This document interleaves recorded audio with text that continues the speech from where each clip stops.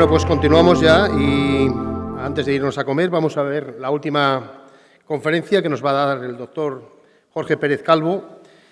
El doctor Jorge Pérez Calvo lleva más de 30 años integrando la medicina natural con las medicinas tradicionales y la moderna medicina actual. Acumula una larga experiencia y goza un gran reconocimiento en su trabajo sobre el efecto de los alimentos sobre la salud. Es autor de varios libros, pasa consulta médica aquí en Barcelona e imparte cursos de nutrición, salud natural y desarrollo personal. Su ponencia que va a desarrollar hablará sobre la influencia de la alimentación en la salud y en la crisis actual. Buenos días. Gracias a todos por aguantar. Supongo que todo el mundo tiene un poco de hambre, son casi las 2. Pero tengo muchas cosas que expresaros y os pido un poquito de paciencia porque la conferencia va a ser un poquito intensa, porque espero que después de este rato, o aspiro a que al menos poderos introducir un poco en los secretos de cómo poder usar el alimento con propósito, cómo poder usar la alimentación para que realmente podamos conseguir propósitos o mejorar nuestra calidad de vida de una forma inteligente y de una forma intuitiva. Para eso os tengo que introducir una serie de conceptos y una serie de ideas y entonces, pues bueno, os pido que hagáis un esfuerzo y a pesar de que haya una cierta hipoglicemia, pues prestéis la máxima atención a ver si soy capaz de transmitíroslo. En el Karma Samhita, que es el principal texto de medicina ayurvédica, dicen que el uso del alimento beneficioso es la principal causa del crecimiento de la persona y el uso del alimento injurioso es la principal causa de la enfermedad. Esto parece que hoy en día se ha ignorado. Perdón. Ahora. Se ha ignorado y el uso del alimento como herramienta terapéutica o como herramienta de beneficio personal ha pasado, se ha olvidado, ha quedado en el olvido, ¿no? Supongo que a todos los que estamos aquí nos encantaría tener una cierta capacidad de manejar nuestro destino, de mejorar aspectos de nuestra salud, de nuestro rendimiento a nivel físico, a nivel psíquico, concentración a nivel mental, emocional, de nuestro bienestar interno y muchas veces no sabemos dónde tendríamos que incidir para poder mejorar esto. Realmente, cada día tenemos al menos 3 ocasiones claves para poder mejorar nuestro destino y mejorar nuestra salud y nuestro rendimiento. Y eso es cada vez que nos sentamos delante de la mesa a comer, ¿no? Pero cuando nos sentamos delante de la mesa a comer, normalmente comemos por apetencia. No tenemos conciencia de lo que nos hemos puesto, si nos va a ser beneficioso o nos va a ser perjudicial. El conocer qué propiedades energéticas tiene la comida que tenemos delante puede ayudarnos a conseguir un estado emocional agradable, un bienestar interno, a conseguir salud, bienestar físico y mental y, como os decía, éxito en nuestros propósitos. Si no sabemos lo que comemos, nos vamos a someter a la suerte y la ignorancia puede llevarnos, aunque pensemos que estamos comiendo de una forma saludable, a tener cansancio, quizás sufrir ansiedad, problemas digestivos, tener predisposición a enfermedades degenerativas. ¿Cuántas veces en la consulta viene alguien con un cáncer o viene alguien con una enfermedad degenerativa y me dice: no entiendo, doctor, cómo puedo estar así con lo mucho que yo me he cuidado y lo bien que como? Esto es una frase bastante común en la consulta en gente que cree que se cuida y, sin embargo, le lleva a un estado de salud o a un deterioro no deseado, ¿no? Para entender cómo manejar el alimento, entonces, tenemos que introducir un concepto que es el concepto de nutrición energética. Es un concepto muy manejado en las tradiciones orientales, cada vez más buscado y más investigado también aquí en Occidente, y que tiene que ver con conceptos que tienen que ver con las cualidades energéticas del alimento. La nutrición convencional estudia los aspectos cuantitativos del alimento, las calorías, las vitaminas, los hidratos de carbono, minerales, etcétera, que son imprescindibles para que un ser vivo se comporte o se mantenga con salud. Pero, sin embargo, no considera aspectos que consideramos fundamentales a la hora de poder definir o poder decidir si este alimento me conviene a mí ahora, tal como me encuentro después de haber venido de trabajar y estar reventado, o haber cogido algo de frío, o tenerme que preparar un examen, o no me conviene. ¿Qué criterios tengo? Porque el argumento o la dialéctica calorías, vitaminas, hidratos de carbono no funciona, no tiene suficiente fondo, ¿no? Entonces entramos en el concepto de nutrición energética y en lo que llamamos las propiedades energéticas de los alimentos, que en distintas culturas, India, tibetana, china, japonesa, oriental, desde hace muchos milenios manejan y que son además muy fácilmente comprensibles y muy prácticas y resolutivas cuando se usan. La primera propiedad sería la de contracción y expansión, que la vamos a ver en extensión ahora, y tiene que ver, ahora la explicaremos con ello, con la capacidad de contracción del alimento en nuestros tejidos y en nuestro sistema energético. Esa también la propiedad energética de la temperatura termal del alimento. Todo alimento produce un aumento calórico y metabólico en el sistema o en órganos en concreto, y eso produce unos efectos. Tenemos también el efecto del sabor sobre los órganos, tejidos y la conciencia. Hay 6 sabores que todos conocemos: dulce, ácido, salado, etc. No vamos a hablar sobre ello, pero, por ejemplo, el dulce tiene un efecto sobre la conciencia que produce una cierta cerrazón perceptual, produce una tendencia a la autosatisfacción y, por ejemplo, no lo recomendaría cuando uno tiene que tener una entrevista o cuando uno tiene que prepararse un examen o explorar en el exterior algo que tiene que encontrar. Y, sin embargo, por ejemplo, el ácido tiene un efecto contrario y tiene un efecto mucho más de apertura de los órganos sensoriales y de concentración y de búsqueda. Puedes usar uno cuando tienes que prepararte o ir a una conferencia, por ejemplo, ahora poner un puntito de ácido si tenemos deficiencia de atención, y podemos tomar el dulce si queremos relajarnos y apartarnos un poco del mundo y estar un poquito más tranquilos, ¿no? Como eso hay un uso muy extenso que no vamos a hablar ahora porque no hay tiempo, pero solo para que sepáis, y espero que después de esta conferencia al menos tengáis la curiosidad de poder investigar qué hay detrás de todo esto y cómo lo podría usar. Otro efecto de los alimentos es el efecto que llamamos yin-yang, energético-trófico. Quiere decir que hay alimentos que inciden rápidamente en nuestro nivel de energía y hay alimentos que, sin embargo, ayudan a aumentar el peso o aumentar el trofismo o la cantidad de tejido, fluido, sangre en el sistema. Generalmente, cuanto más energéticos, menos nutritivos o anabólicos en este sentido son, y viceversa. Pongamos, por ejemplo, una especie es altamente energética y movilizante y, sin embargo, por ejemplo, pues, la fruta pues, es mucho más rica en fluidos y baja en energía, ¿no? Otro aspecto energético interesante es que los alimentos van a los órganos, van a los tejidos.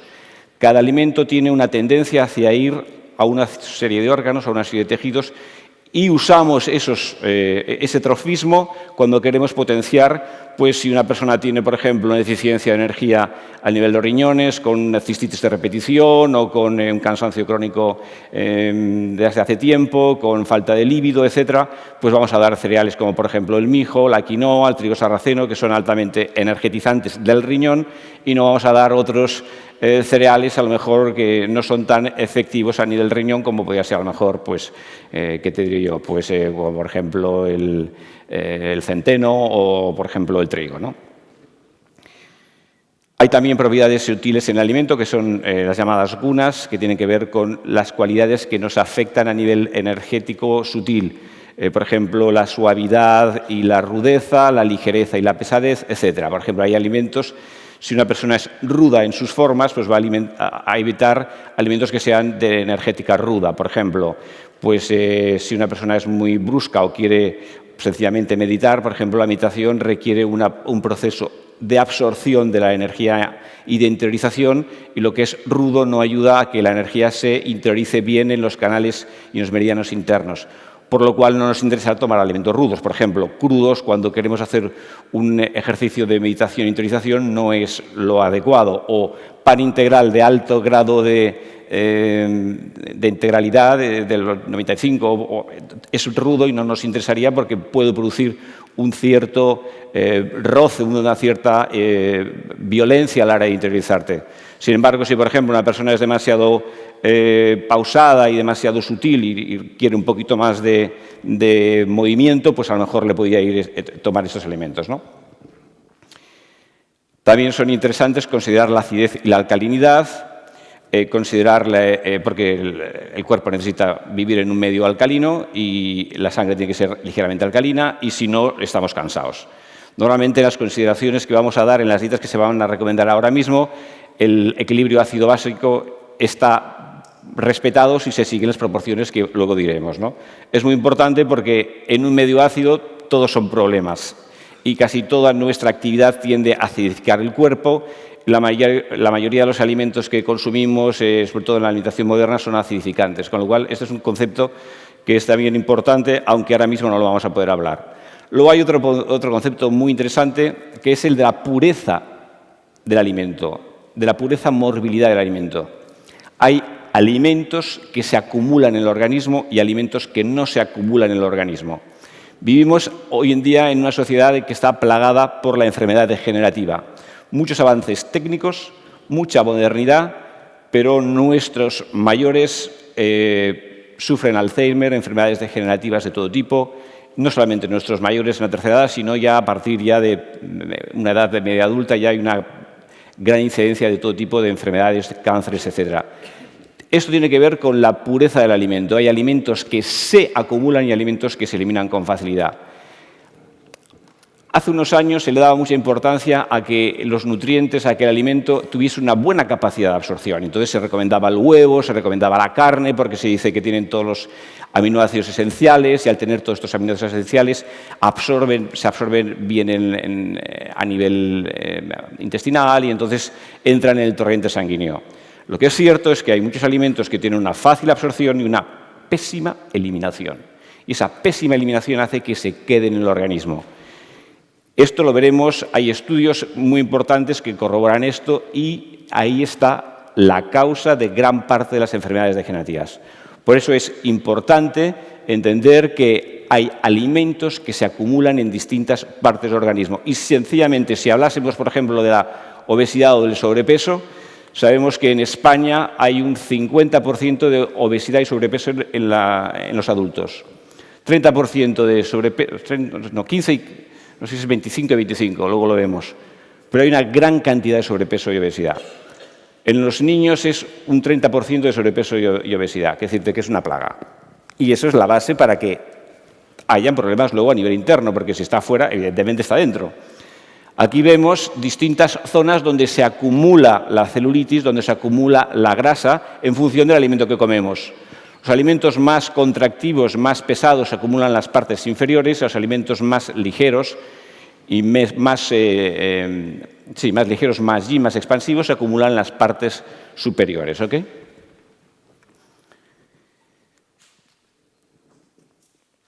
Así, si consideramos estas y otras propiedades que ahora no nos da tiempo de hablar, podemos tener una gran información a la hora de poder elegir qué alimento nos ponemos en la mesa.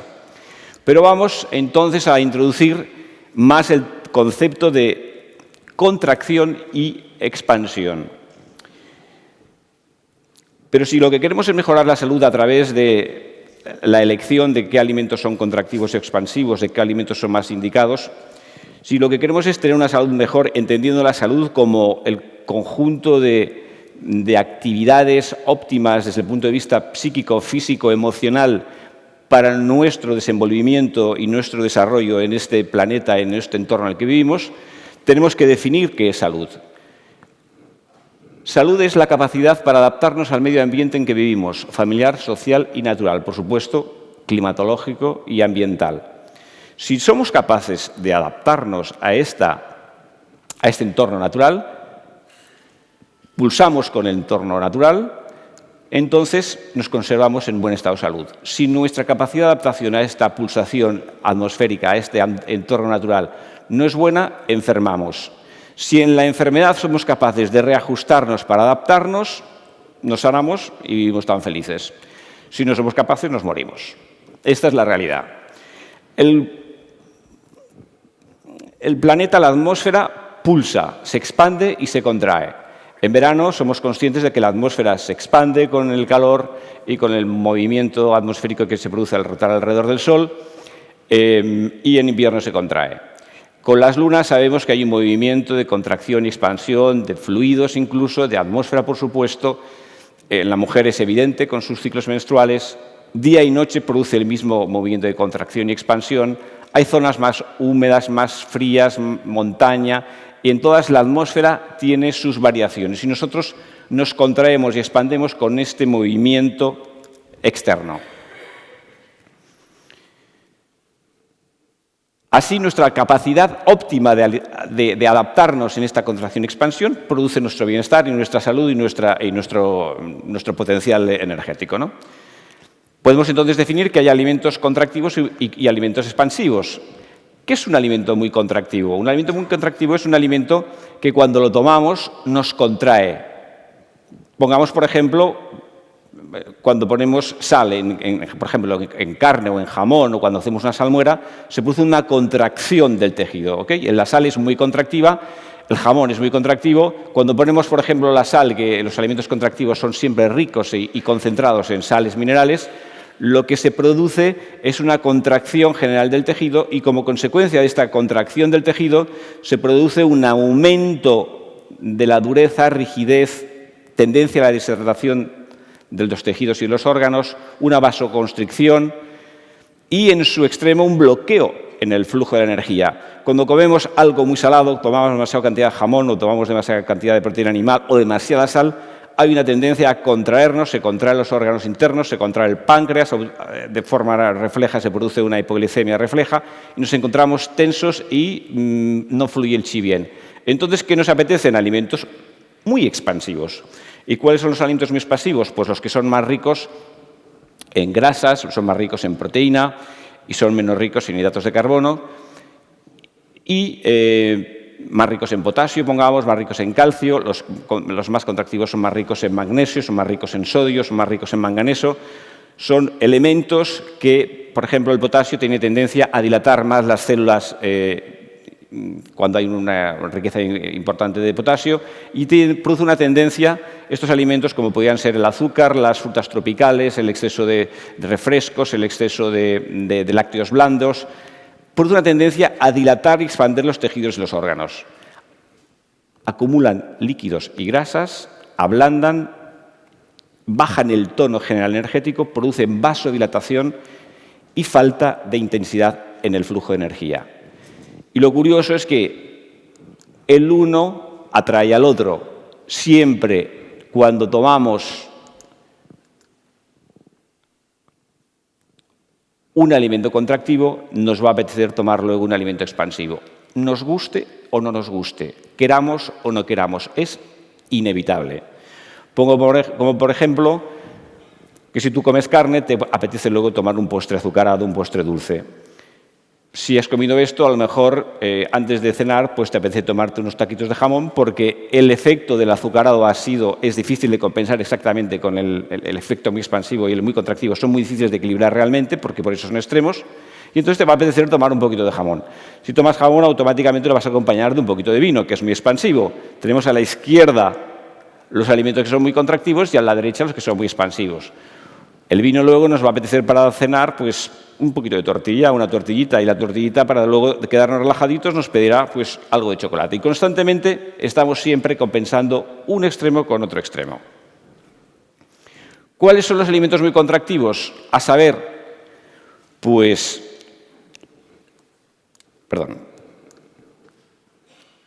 la sal, los quesos curados, la proteína animal, los huevos. Aquí pongo el ginseng, porque hay mucha gente que a veces lo usa y es extremadamente contractivo. Estos son los más comunes. ¿Cuáles son los alimentos muy expansivos? Frutas tropicales, alcohol, dulce azucarado, edulcorantes, no solamente el azúcar, aspartame, sorbitol, fructosa en polvo, chocolate, helados, lácteos blandos. productos, por supuesto, las drogas.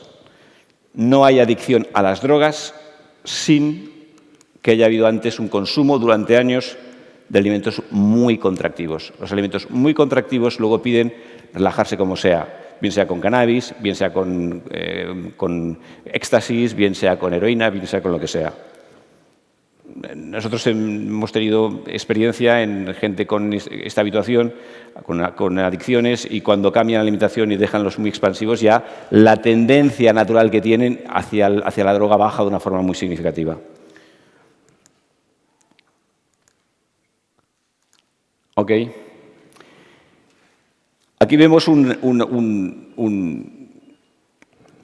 cuadro general de lo que serían los alimentos clasificados, entre muy contractivos a la izquierda en rojo, muy expansivos a la izquierda en azul, alimentos menos contractivos, pues tenemos aquí lo que es el pescado, que curiosamente es un alimento que es poco acumulable, lo que hablábamos de la pureza anterior, es poco acumulable en el cuerpo, se elimina con facilidad. El pescado salvaje, evidentemente, no piscifactoría. Y alimentos menos expansivos, tenemos la fruta de temporada y de cercanía. Si queremos adaptarnos al medio ambiente en que vivimos, tenemos que tomar el alimento que nos es próximo y tomarlo en el momento, lo que crece en el momento. Y aquí tenemos menos expansivos, pero siendo todavía expansivos, lo que son las verduras, desde las verduras redondas, que son más contractivas que las de hoja o de tallos, y las zanahorias, que son las más contractivas de todo. Los que van en raíces son las más contractivas, las más compactas, zanahoria, cebolla, etc. Las redondas son las segundas más contractivas, y a medida que van subiendo hacia arriba, tienen más expansión, son más expansivas y por un efecto más relajante. Son más tonificantes, entonces, las que van debajo de tierra. O sea, una zanahoria tonifica más que una acelga, por decirlo de alguna manera, ¿ok? Es más energetizante. Y la acelga o el apio o la judía verde es más relajante. Usaré, si quiero tener energía, más la zanahoria que no la judía verde. Evidentemente la judía verde la vamos a usar para relajarnos, no tanto como para tonificarnos, ¿ok? Y de los alimentos, digamos, más energéticos y más centrados están los cereales integrales y luego las legumbres, que van a ser la fuente general más importante de proteínas, ¿ok?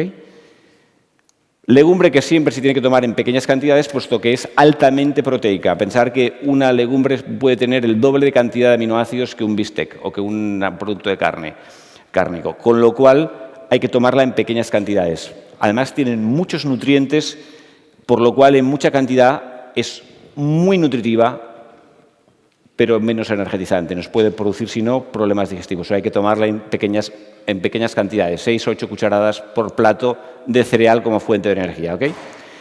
Y en esta dimensión, más o menos esto es lo que comemos todos,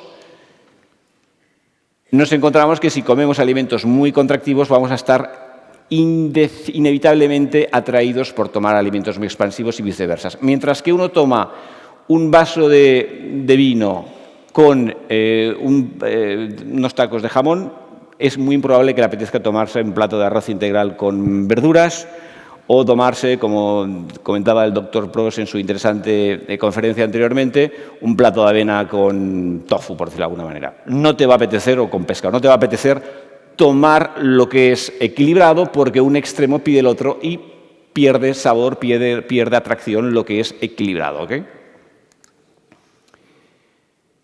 Estos alimentos equilibrados que hemos dicho son los más energéticos y revitalizantes, regeneran y mantienen joven el organismo, dan bienestar físico y mental, armonizan y potencian las emociones positivas y son los que están recomendados por el sumario independiente, el sumario ejecutivo de Ginebra del 91, que ha sido la base de todas las pirámides alimentarias que son vigentes hoy en día, ¿no? Sobre lo que se debe comer y no se debe comer para evitar la enfermedad degenerativa. Y luego es muy importante, permite una alimentación saludable y sin esfuerzo. ¿Qué quiere decir saludable y sin esfuerzo? Es cierto que aparentemente puede parecernos muy duro dejar la carne si estamos acostumbrados a comer carne, pero si dejas también el azúcar y dejas también el alcohol y dejas también los lácteos blandos, por decirlo de alguna manera, algunos de los productos extremo gin que estés tomando extremadamente expansivos, es muy fácil dejarlo, porque si no tomas carne no te apetece alcohol, si no tomas alcohol no te apetece pollo, si no te tomas pollo no te apetece azúcar, si no te tomas azúcar no te apetece queso duro, si no te tomas queso duro o huevos no te apetece chocolate. Entonces lo que te ponen delante, el arroz, las legumbres, el pescadito, la ensaladita, la frutita, te apetece porque es lo que naturalmente el cuerpo te pide. Estos serían los alimentos equilibrados, los hemos comentado antes, las frutas, los cereales como base alimentaria importante y la proteína de origen animal, la única, el pescado. El tema del pescado, si se tienen problemas digestivos, y yo diría que el 60-70% de la población tiene un déficit digestivo o un déficit energético, que es lo mismo hoy por hoy, tiene que tenerse entonces cuidado con lo que son crudos. Si no hay problemas digestivos, entonces se pueden tomar crudos. El tema del pescado, como decía, es una buena fuente de proteínas y si se tienen problemas digestivos, tomarlo blanco en vez de azul. Es mucho más digestible. Siempre tiene que ser salvaje y se toma en pequeñas cantidades, no en grandes cantidades, ¿ok? El tema de los metales pesados se da sobre todo en los peces que son depredadores, sobre todo los pescados azules grandes como el atún o como el pez espada, que no se recomienda tomar de forma habitual.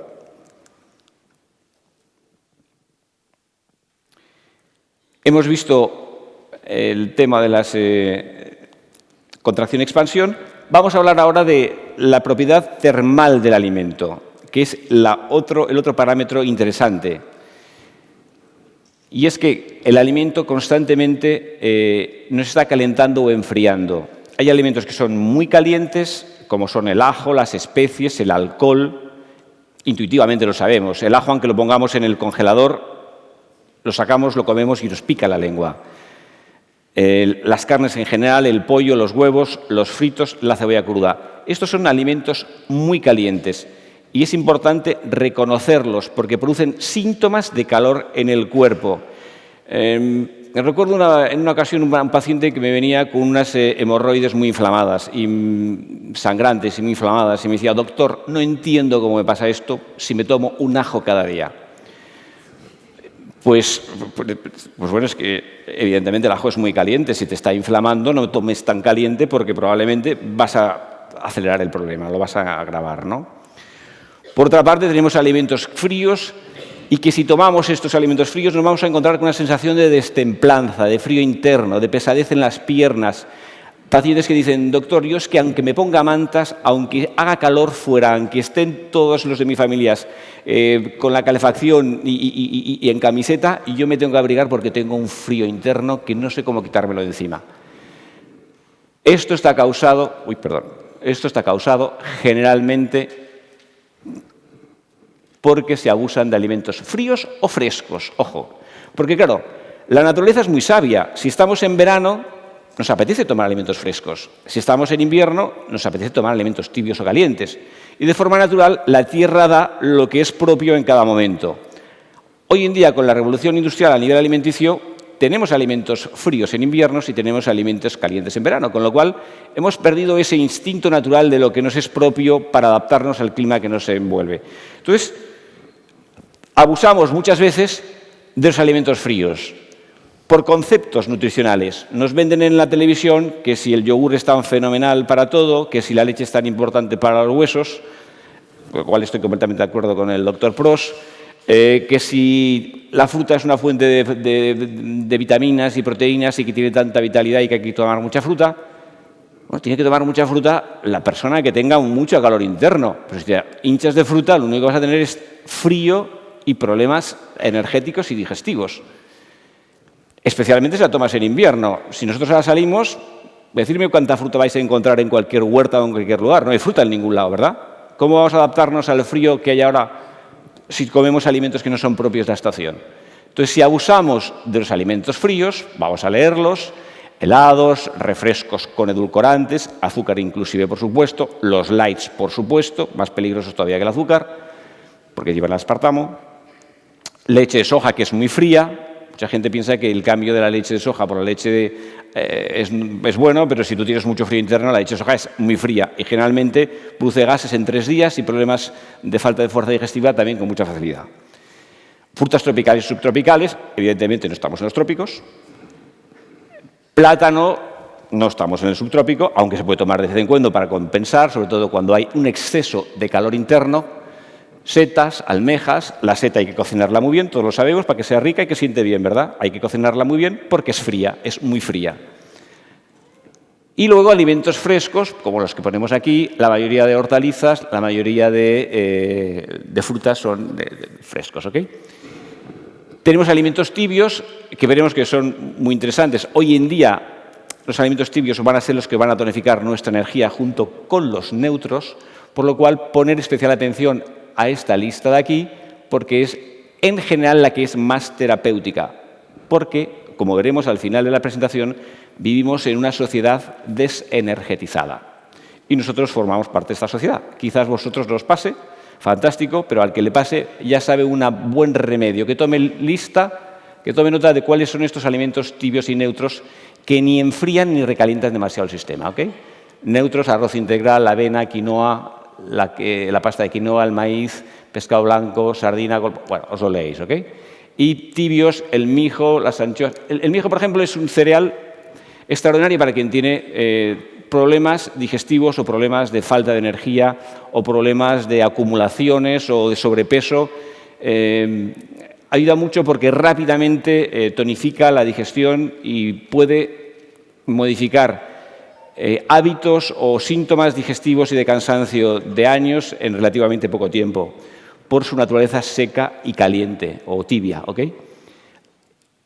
Las gambas, los mejillones, marisco rojo.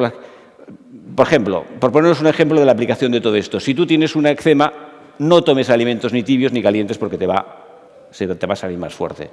Sobre todo si te pica, sobre todo si el eczema tiene calor y pica, no vamos a tomar pues, marisco rojo, evidentemente ni carnes que pueden ser tibias o calientes, ni picantes porque te va a picar más, ¿sí? Me parece como de sentido común, ¿no?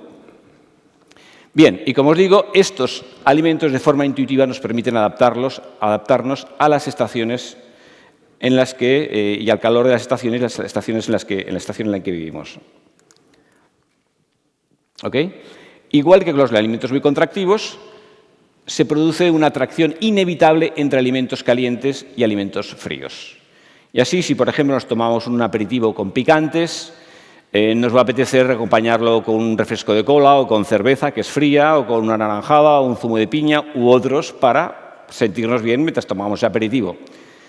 Luego, a la hora de comer, probablemente el exceso de cerveza o el exceso de cola, que es refrescante, nos va a llevar a tomarnos a lo mejor una carne con un poco de pimienta o quizás un pollo al curry o al ajillo. Es una cosa bastante común que la acompañemos luego entonces por algo frío, que son ensalada o patatas.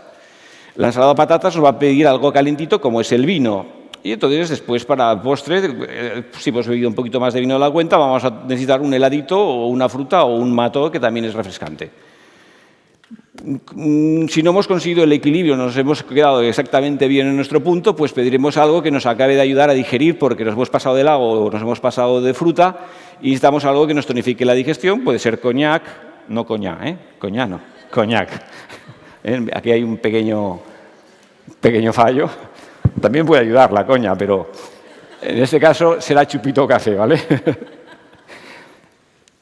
Y después del café, pues ¿quién se va a resistir a algo que nos tranquilice un poquito, que va a ser pues, unas galletitas, un chocolatito o un dulcecito, ¿no? Lo caliente siempre va acompañado de lo frío, como lo contractivo va siempre acompañado de lo expansivo. De hecho, casi todo lo contractivo tiene tendencia a producir calor y casi todo lo expansivo tiene tendencia a producir frío, aunque no siempre será así. Alimentos más calientes ya los hemos visto, lo sabemos.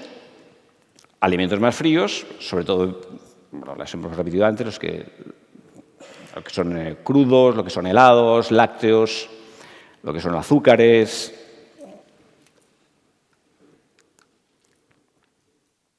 ¿Y por qué es tan importante a día de hoy en mí, aquí, estado sentadito, sentadita, este rollo que me está pegando este señor? ¿Por qué es tan importante? Pues porque la mayor parte de las situaciones de disconfort o problemas que tenemos de salud tienen que ver con una mala distribución del calor y el frío en nuestro cuerpo.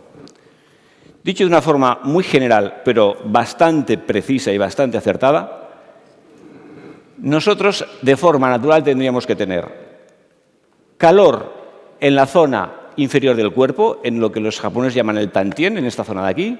Esto tiene que ver con la zona digestiva y también con la zona renal. A los antiguos esta zona le llamaban, en la acupuntura se le llama el océano de la energía, tantien, que significa el océano de la energía, y es donde todos tenemos nuestra cuenta corriente energética. La energía, ¿dónde la guardamos? ¿En el banco de Sabadell? ¿En el banco de no sé qué? No, la guardamos aquí dentro. Si hay energía aquí, si hay fuerza digestiva, si hay fuego interno, hay energía para todo. Si no hay energía aquí, no hay energía para nada, ¿correcto? De la misma manera, de forma natural, arriba tiene que haber frescor. En la zona cardíaca, en la cara, se aguanta bien el frío y debe haber frescor. ¿Qué sucede cuando esto...? Y tiene que haber frescor por algo evidente, y es que el calor va para arriba, el frío va para abajo, se mezcla bien en los meridianos, los canales de energía, y entonces la energía fluye, el flujo energético en el cuerpo es el adecuado. Hay una mezcla entre frío y entre calor, ¿ok? ¿Qué sucede cuando esto se invierte? ¿O qué sucede cuando a nivel de nuestro fuego interno lo perdemos?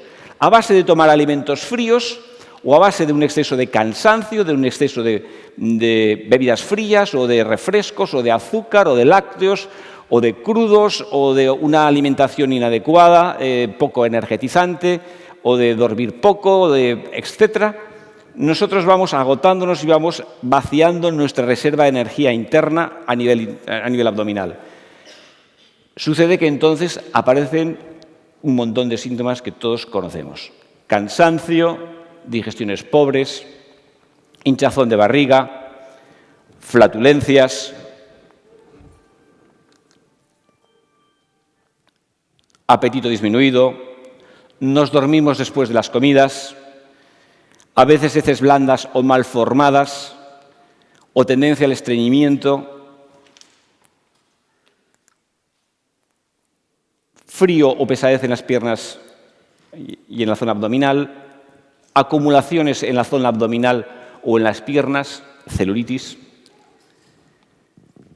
sobrepeso y a nivel mental, muy importante, cuando no hay energía en la zona abdominal, hay ideación mental lenta. La capacidad de memorización, de concentración, de aprendizaje cuando intentamos aprender una cosa es muy baja. Leo y no me entero de lo que he leído, ¿no? A todos, seguro que a todos aquí nos ha pasado alguna vez, o nos pasa. Sabemos entonces que lo que nos está pasando es que tenemos el fuego interno bajo, ¿ok?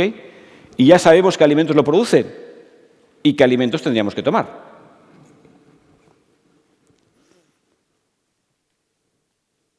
A veces te encuentras en la consulta cosas increíbles, porque a veces vienen pacientes que se han metido colonoscopias, endoscopias, todo tipo de pruebas por una flatulencia y unas heces blandas siempre, por lo que hablábamos, un cansancio, problemas digestivos constantes, unos dolores tremendos por el meteorismo y por la distensión, y se ha buscado de todo, se han hecho todo tipo de biopsias y no ha habido manera de que mejorasen.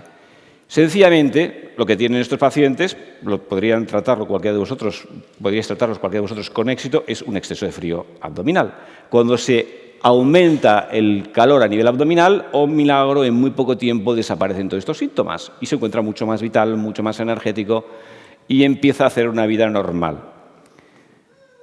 Tanto sufrimiento, ¿no? Y tanta prueba para una cosa que puede resolverse de una manera tan fácil y tan simple, ¿no?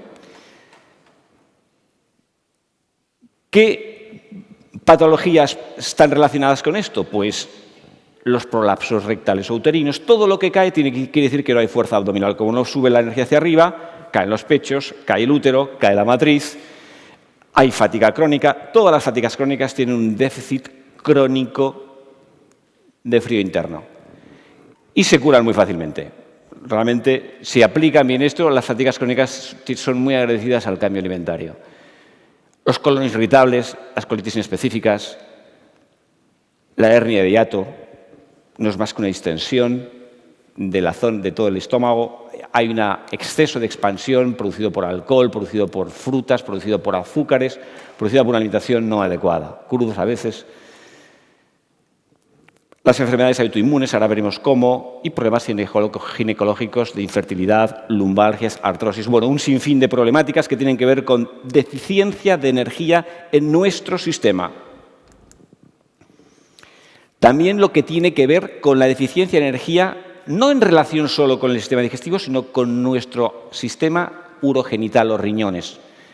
Todo lo que es falta de líbido. Muchas veces la persona... A veces, bueno, en medicina, yo practico también la medicina china, y entonces por los pulsos puedes ver muy fácilmente cuál es la energía en los órganos. Y entonces, muchas veces, cuando tomas el pulso al paciente, le preguntas, ¿dónde está su líbido, señora? ¿O dónde está su líbido, señor? Porque no hay energía en los riñones. Si no hay energía en los riñones, no hay deseo, no hay fuerza sexual. ¿Y qué es el deseo sexual? ¿Qué es la fuerza sexual? Es energía, fuego en el riñón. Si no hay calor en el riñón, desaparece. Si hay frío en esta zona, la libido baja. Puede haber impotencia, puede haber frigidez porque hay frío en la zona, no se siente demasiado. Y puede haber una cosa que es muy común. Hay gente que no sabe qué hacer, da 1000 vueltas porque hace pipí muchas veces. No sabe cómo parar. Siempre tengo que hacer pipí, no sé cómo parar. Sencillamente lo que tiene es demasiado frío a nivel abdominal, ¿ok? También, pues, lo que son problemas de rodillas, de menisco, muchos problemas en la zona de las piernas tienen que ver con esta falta de energía a nivel abdominal, a nivel renal, ¿ok?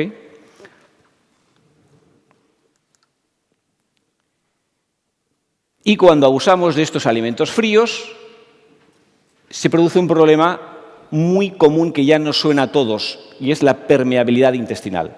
¿Okay? El intestino tiene capacidad de cerrar el poro. Y cuando no tiene capacidad de cerrar el poro, se producen alergias alimentarias. Y da igual que tú te vayas a hacer un análisis de tu alergia alimentaria particular. Creo que todos conocéis, sabéis que hoy en día se hacen unos análisis con IgGs y se mira en la sangre qué es el alimento al cual tú tienes alergia.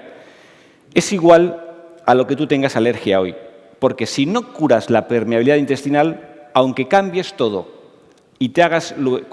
aunque cambies todo, cuando te hagas un análisis dentro de 6 meses vas a tener alergia a lo que estés comiendo nuevo, porque el problema está en que el intestino no es permeable. Si no haces una alimentación que cierre el intestino, seguirás teniendo alergias alimentarias toda la vida. Por eso no es, desde el punto de vista clínico, muy efectivo el tema de determinar qué alergias alimentarias tengo. Y hay gente que reacciona bien a lo que dice que tiene alergia alimentaria o intolerancia alimentaria, que sería quizás la palabra más precisa, y hay gente que sí, que reacciona un poco, y hay gente que toma lo que está en el prohibido o lo que tiene alergia y se encuentra igualmente, no le hace ningún efecto. El problema está en la permeabilidad intestinal. Y es esta permeabilidad intestinal la que también nos va a dar problemas autoinmunes al comunicarse la luz arterial, la sangre, con lo que es la luz del intestino, que eso nunca tendría que pasar, con lo cual la sangre se puede, de alguna forma, inmunizar hacia proteínas que son homólogas nuestras y luego irse a la tiroides o irse a cualquier otro sitio y hacerte una enfermedad autoinmune, ¿ok? Y, por supuesto, te va a dar problemas digestivos, de las que hemos hablado antes, de flatulencias, de distensión abdominal, etcétera, etcétera.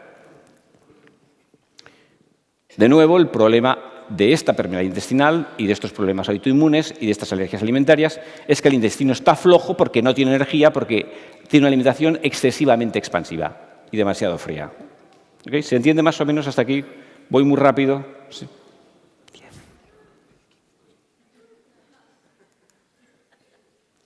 Bueno, lo que tendríamos que evitar, redundando un poco lo que os he dicho, son refrescos, cervezas. Si tienes esta problemática de falta de energía, frutas, zumos, lácteos, los alimentos y bebidas frías o muy expansivas, gluten en general porque es difícil de digerir, no porque sea malo. Si se cocina muy bien, mucha gente viene con intolerancia al gluten y después de 3 o 4 meses de cambio dietético está tomando seitán y les encanta y les siente perfectamente bien. Seitán es gluten puro. La cosa está en que la fuerza digestiva se ha recuperado y el seitán está muy bien cocinado para que sea muy fácil de digerir. Y carnes y embutidos los solemos evitar porque son muy difíciles de digerir y por todas las razones que hemos dicho antes. ¿Okay? Y evitaríamos todos estos alimentos fríos que habíamos comentado, helados, refrescos, leche de soja, kéfir, frutas tropicales, sandía, etcétera, etcétera, lácteos en general. ¿Sí? La otra situación que comentábamos antes, cuando hay un exceso de calor en la zona superior del cuerpo. Mirad, cuando tenemos calor en la zona superior del cuerpo, tenemos síntomas muy conocidos por todos. Ansiedad. Es calor aquí. Doctor, tengo como una ansiedad, es como algo que me oprime. Esto es calor y sequedad en la zona precordial. Insomnio, más calor y más sequedad de lo normal, no me permite descansar, por demasiado calor en el corazón. Pesadillas, continuo mental hiperactivo, la energía sube, sí, continuamos para la cabeza, la energía sube hacia arriba, agita el continuo mental y produce a veces tendencia incluso a que la facies esté rubicunda, como en los hipertensos, que también es por exceso de calor, o en la cuperosis, sube el calor para arriba, exceso de calor subiendo hacia arriba. Alopecia, caída de pelo, etcétera. Pues es muy importante, ¿no? Porque ¿quién de aquí no tiene ansiedad? ¿Quién de nosotros no tiene ansiedad de vez en cuando? ¿O quién de nosotros no le cuesta dormir de vez en cuando? Exceso de calor en la zona superior. Claro, el exceso de calor en la zona superior, de forma crónica, combinado con una alimentación rica en grasas animales o en azúcares, puede producir, precisamente porque estoy ansioso, porque estoy angustiado, porque no descanso bien, porque tengo un exceso de agitación mental, problemas de conducta. Exceso de calor en esta zona puede hacer que no nos comportemos de una forma adecuada. ¿Por qué? Porque es que además, cuando tenemos exceso de calor aquí, siempre hay exceso de calor en el hígado, porque el hígado es como una especie de parrilla que tenemos que está debajo del pulmón y del corazón y está haciendo un montón de reacciones enzimáticas por minutos, se calienta con facilidad, es un órgano muy sangriento y tiene mucha sangre para no calentarse demasiado y cuando está caliente porque la dieta no es adecuada, generalmente la dieta pobre en energía hace que la digestión sea pobre, como hemos dicho antes, y esta falta de energía digestiva hace que no se haga suficiente sangre. Y al no haber suficiente sangre, se produce calor en el hígado y al producirse calor en el hígado, tate como propina siempre calor en la zona superior y alteraciones. Esto, de forma crónica, puede dar problemas de agresividad, puede dar problemas conductuales, problemas de tipo mental. Es muy interesante porque este libro cuenta, el del profesor Cushy, cuenta la experiencia hecho en correccionales y en la prisión de Linho, en Portugal, hecho con presos peligrosos. Uno de ellos era el enemigo público número uno, gente muy agresiva y muy peligrosa, a la que se le cambió radicalmente la alimentación por una alimentación vegana, macrobiótica, y cambió por completo su conducta y su manera de comportarse, a tal forma que empezaron a aficionarse a la poesía, se aficionaban a la música, tenían plantas, se aficionaron a la cocina y cambió por completo la forma de relacionarse y el compañerismo entre ellos y demás. Cuando retiraron los alimentos, rogaban y suplicaban que no se los retirasen, por favor. Y es cierto, en la consulta te das cuenta que la gente dice, me da la impresión de que estoy mejor, me encuentro mucho mejor y todo el mundo dice que estoy mucho más simpático y estoy más agradable. ¿Qué alimentos van a aumentar este fuego superior y este fuego a nivel cardíaco y en la parte superior del cuerpo? Pues cebolla cruda, fritos, huevos, pollo, carnes en general, alcohol, especies y ajo. Hay mucha gente que tiene insomnio con ese tipo de cuadro y un vaso de vino hace que no pegue ojo en toda la noche. Entonces, si alguno de ustedes tiene este problema, obsérvese, si toman especies o se van a un mexicano y si toman especies, por la noche les va a costar mucho dormir, o se van a alterar o van a estar demasiado irritables.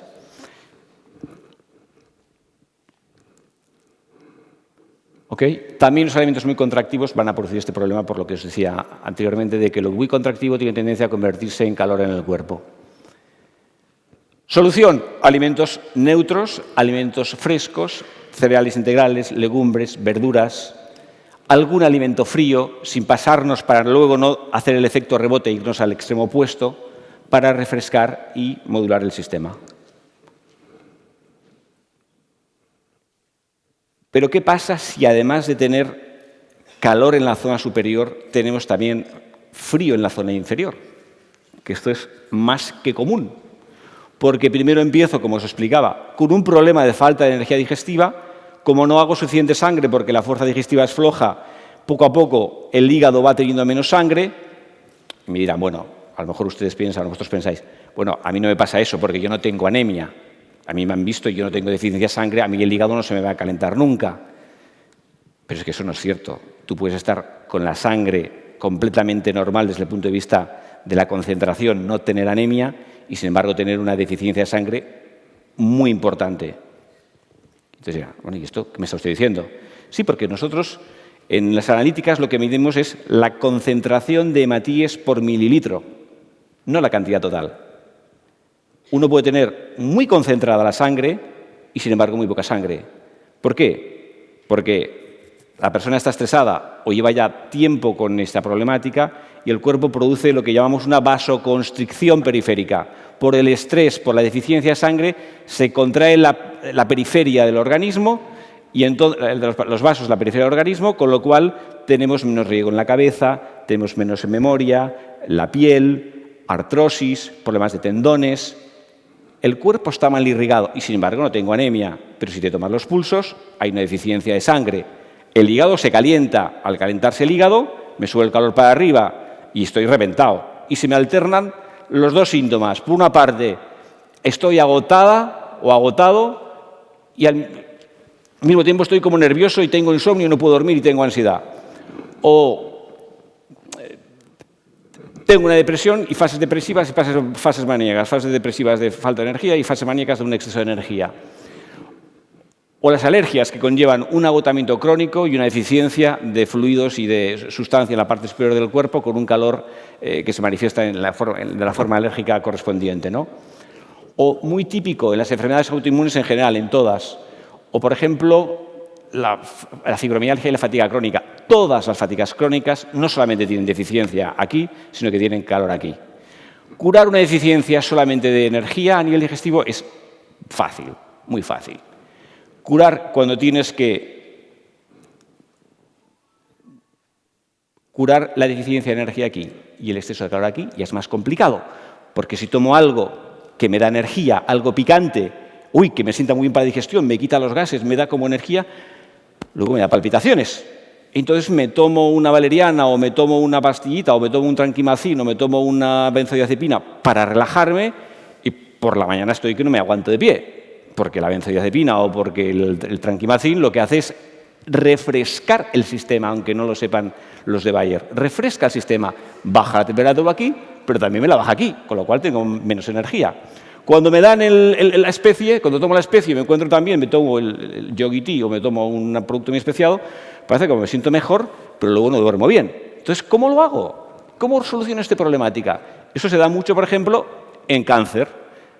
Los efectos tan potentes que tiene la quimioterapia y que tiene la radioterapia producen este sistema, porque la quimioterapia seca mucho y entonces produce una tendencia al exceso de calor por la sequedad que produce en la sangre y por los efectos colaterales que produce, ¿no? Entonces, este exceso de calor, junto con el cansancio que conlleva, produce este tipo de situaciones, ¿no? Y también pasa mucho cuando se dan corticoides en enfermedades reumatológicas o en enfermedades de otro tipo. El corticoide produce esta pinza en la cual se encuentra el paciente y no sabe cómo salir de ello, porque me dan una cosa para algo, para el cansancio, y me tienen que dar otra cosa y me estropean algo. Entonces me arreglan esto y me estropean lo otro. No sé si entendéis lo que... Estoy deprimido. Por la noche me dan un tranquilizante y por la mañana me dan el antidepresivo para subirme. Y tengo que ir de una punta a otra. Y en esa movida me muevo y estoy estancado, ¿no? ¿Qué hacemos entonces? Dar una dieta equilibrada. No se pueden dar extremos. Por eso los pacientes, por ejemplo, con cáncer, que cuando cambian la alimentación, se encuentran muchísimo mejor porque no damos alimentos muy contractivos ni alimentos muy expansivos, damos estos alimentos que además son los energetizantes y los más nutritivos, con gran diferencia, y evitamos los alimentos extremadamente calientes y damos solamente alimentos neutros, porque el neutro va a calentar al frío y va a refrescar al caliente, ¿correcto? ¿Sí? ¿Se entiende?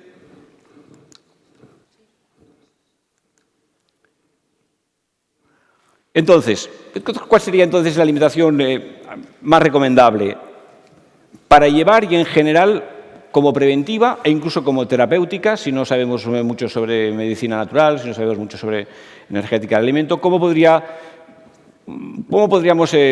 comer para tener un buen estado, buen nivel de energía digestiva, tener la parte de arriba refrescada y demás? Bueno, pues curiosamente esta forma de alimentarnos es la misma que recomienda la Organización Mundial de la Salud en su sumario ejecutivo independiente, porque lo hizo una serie de investigadores y de organizaciones independientes de todas las, digamos, coacciones que pudieran haber de tipo lobbies y de tipo multinacional. Hicieron un sumario ejecutivo que luego es el que se ha usado como base de todas las pirámides alimenticias occidentales y que viene a decir muy parecido. No dicen el cómo, no explican todo lo que hemos comentado, pero viene a decir que lo que hay que comer es un 50% de cereales integrales, preferentemente, si es posible, en granos o en compost como pueda ser la avena, pero cuanto más entero esté el alimento, cuanto más entero en el sentido de que mejor mantenga su integridad, mejor, porque de alguna manera no es lo mismo comerte un grano,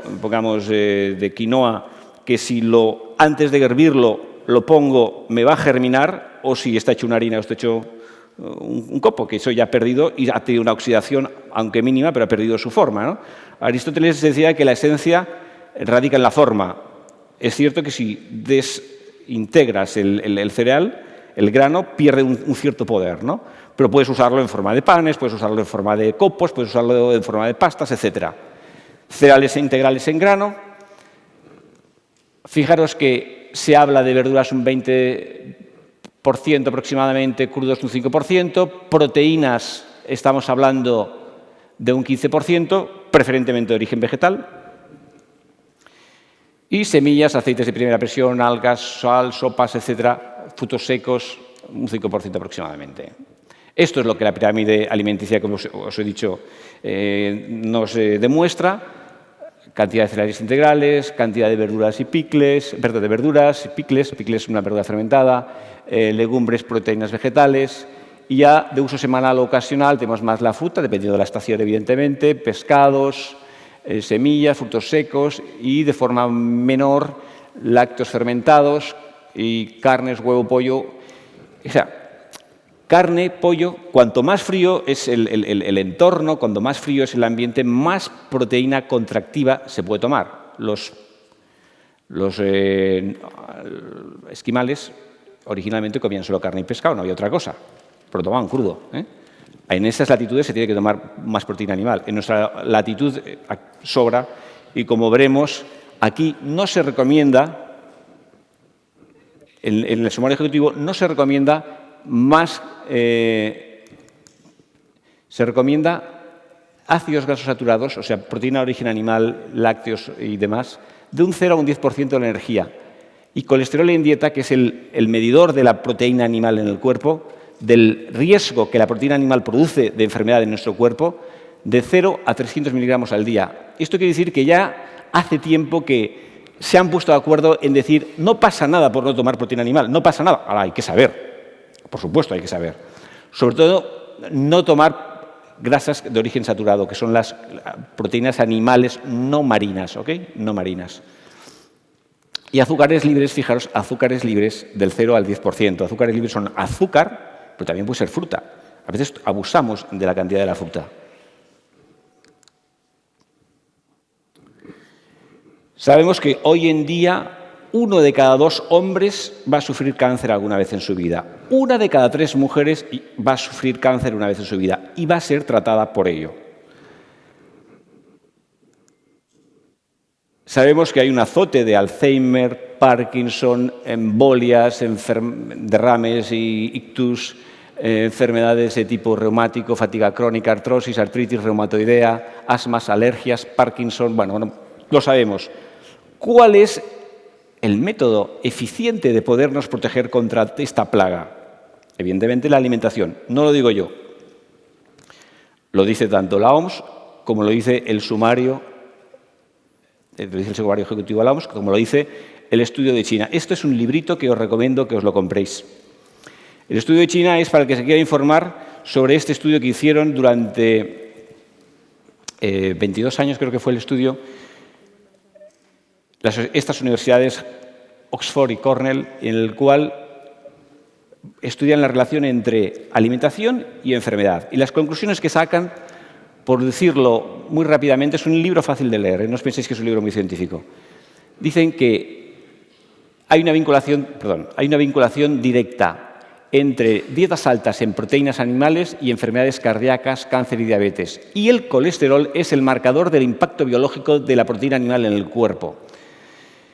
Estas universidades dicen que la dieta basada en alimentos de origen vegetal es lo recomendable y evitar en lo posible el consumo de proteína animal para revertir el desarrollo de las enfermedades crónicas. Hay pocos estudios que se hayan hecho durante 22 años, durante una población genómicamente muy igual y con la garantía de dos universidades como la de Oxford y la de Cornell. ¿Okay?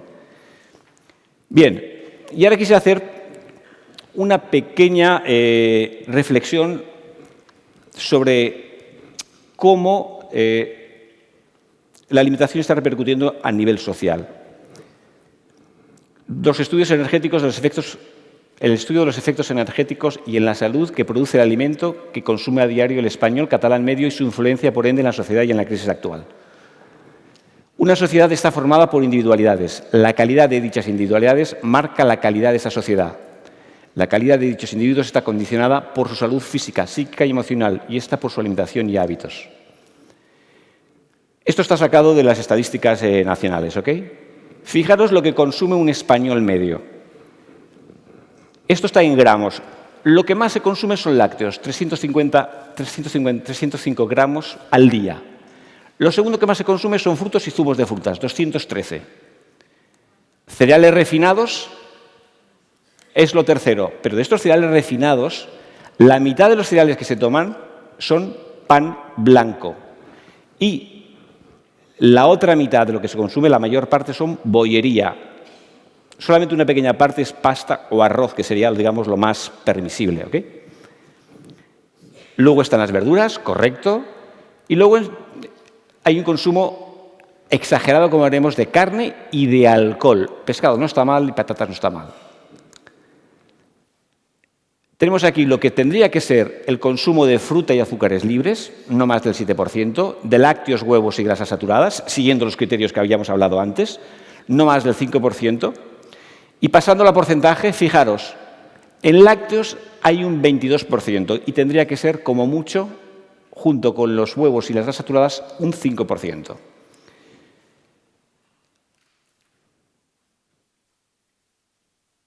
Alcohol es un 10% de la ingesta diaria. Y en lo que son el consumo de alimentos de cereales refinados, tenemos que la mitad, esto de aquí, es pan blanco. Y esto de aquí es bollería, peor que pan blanco porque lleva azúcar. ¿Qué lleva el pan blanco? Un montón de químicos. Peróxido de benzoilo, bromato de potasio, hidrato de calcio, lecitina, sulfato de calcio, carbonato de magnesio, fosfato sódico, cloro de amonio, sulfato de amonio. Todo eso no es un alimento, ¿de acuerdo? ¿Y eso qué va a producirnos? Si nuestra principal fuente de energía, que tendría que ser el hidrato de carbono, en este caso el refinado, que es una pequeña cantidad, además es pan blanco y bollería, vamos a tener un grave problema energético a nivel nacional, puesto que el consumo número 1 son lácteos, alimentos fríos y expansivos, lácteos, el 2 es fruta, que es un alimento que está bien como relajante, como sedante de la energía, como aportador de fluidos, pero no como aportador energético. ¿Sí? Y la fuente que tenemos de cereales resulta que es pan blanco y es bollería, ¿no? ¿Sí? Vemos entonces que el porcentaje de lo que tomamos los españoles es, fijaros, lácteos fruta y zumos, cereales refinados y verduras, que todos seríamos, aunque esta es menos fría, pero también es fresca, todo esto son alimentos fríos, ¿sí? Y alimentos calientes, para compensar, ¿cómo lo compensa el español medio o el catalán medio? Con carne y con alcohol. ¿A quién le apetece ir a trabajar por la mañana el lunes? Si no hay energía.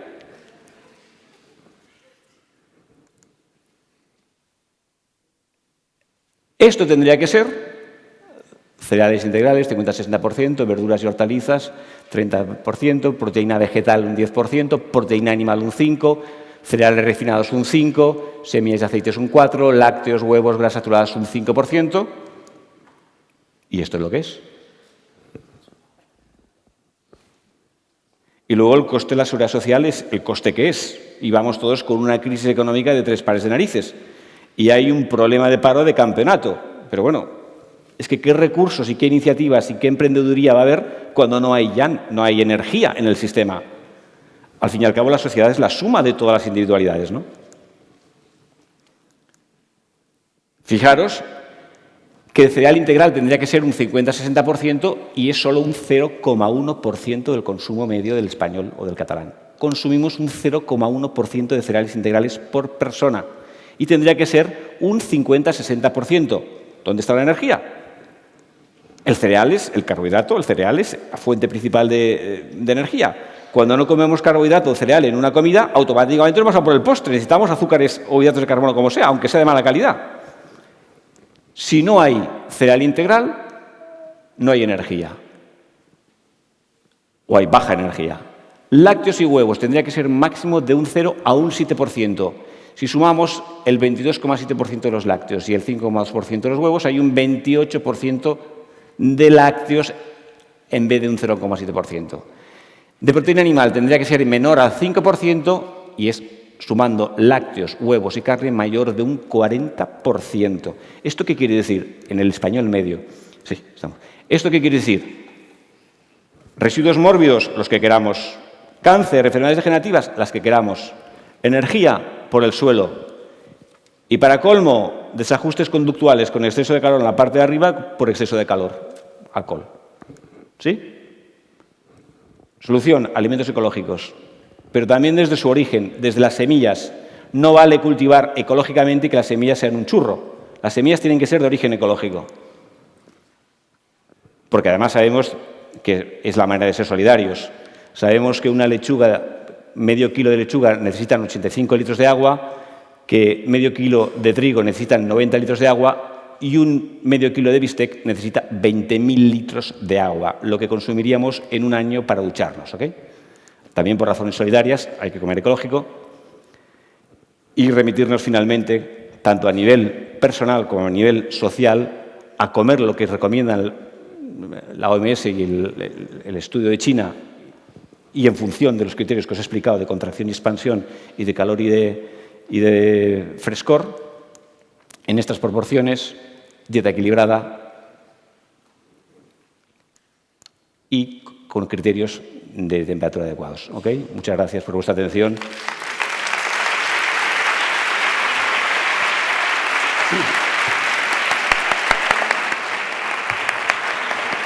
Bueno,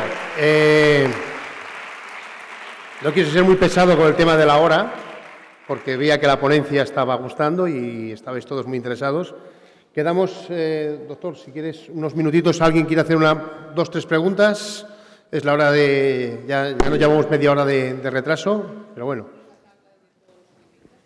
La tabla de todos los alimentos, ¿la de contracción o la de los frío y calores?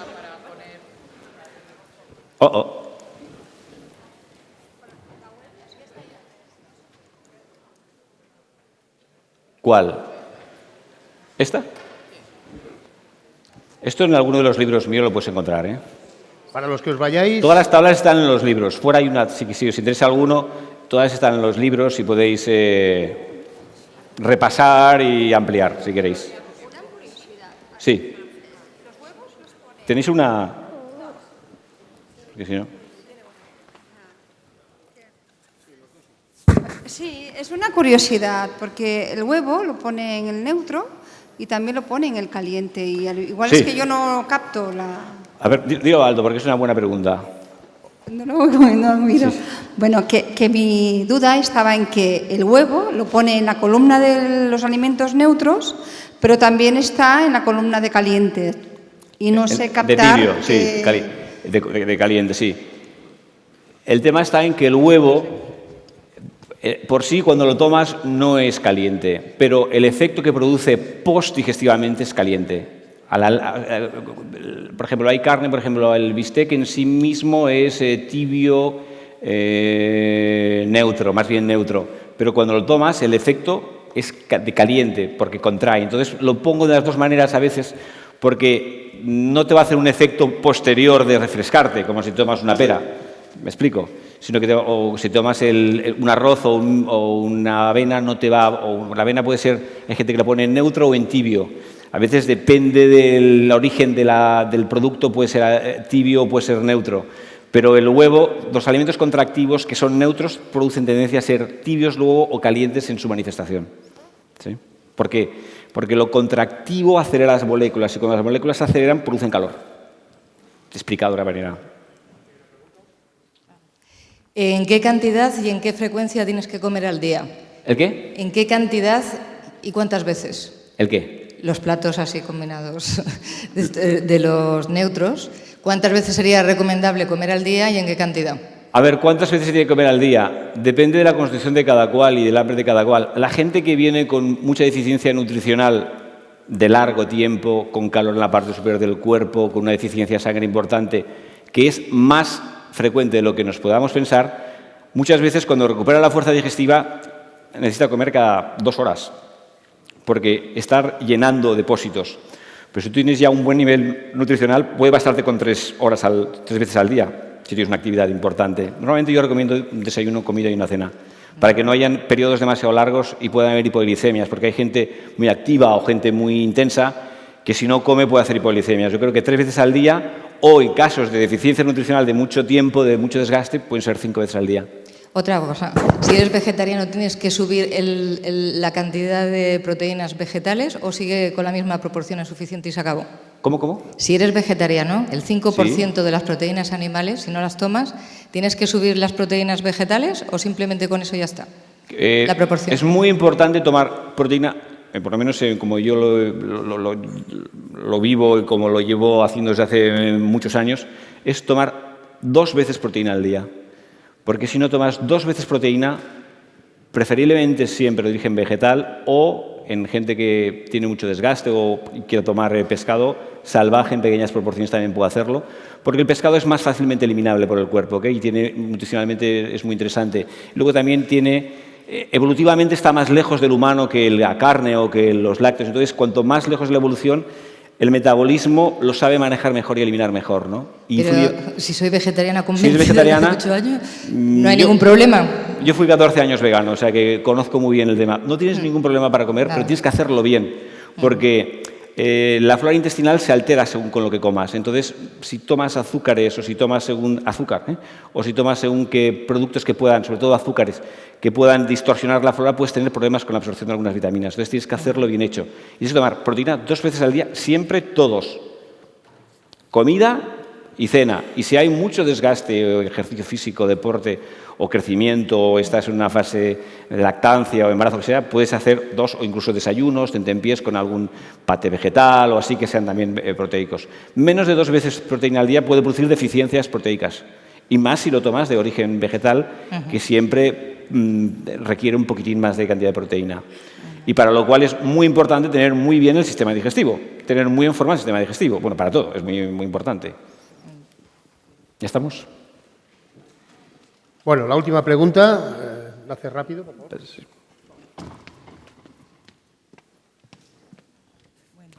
Yo tengo ahora mismo un cacao en la cabeza increíble porque llevo todo el fin de semana escuchando a todos los ponentes. Suele pasar en los congresos. Cuando creía que ya lo tenía claro, ahora ¡puf! Otra vez. Suele pasar en los congresos, suele pasar. Entonces, por ejemplo, en esta manera esta dieta que propones, nos dice que tenemos que cocinar muy bien los alimentos. Tienes que cocinar muy bien los alimentos cuando tienes problemas digestivos, absolutamente, claro. Claro, entonces, por ejemplo, los enzimas, ¿qué pasa? ¿No? Porque en la dieta más cruda lo que se contempla es eso, que los alimentos estén vivos. Sí, lo primero es que tú tengas tus enzimas, porque si tus enzimas digestivos no se producen porque no hay suficiente energía, difícilmente vas a poder digerir. Lo interesante no es lo que comes, sino lo que eres capaz de digerir y luego de asimilar, ¿vale? Estamos de acuerdo, ¿no? Si tú te tomas un producto buenísimo, lleno de todos los nutrientes, fabuloso, pero tu condición actual no es lo suficientemente buena como para digerirlo bien y asimilarlo bien, no te sirve para nada. Entonces, si una verdura cruda, en el momento en que tú estás, que estás más cansada, con más deficiencia digestiva, porque tienes alguno de los síntomas que te explicaba antes, si te estás más cansada y tomas una cosa cruda y ves que no te sienta bien, entonces tienes que pasar a cocinarlo. Si lo cocinas ligeramente a fuego bajo, puedes perder un 20%, un 30% de la capacidad enzimática y de la capacidad vitamínica. Si lo haces a fuego muy bajo, bueno, voy a tener a lo mejor nada más un 70% de las vitaminas, pero las voy a asimilar. Si no tengo un 100% y a lo mejor asimilo un 20 o un 10 o no asimilo nada. Entonces está en función de tu condición. Si estás en verano y tienes una condición digestiva, un fuego digestivo fuerte, puedes comer más crudos. Eso te lo va a indicar tu mismo metabolismo.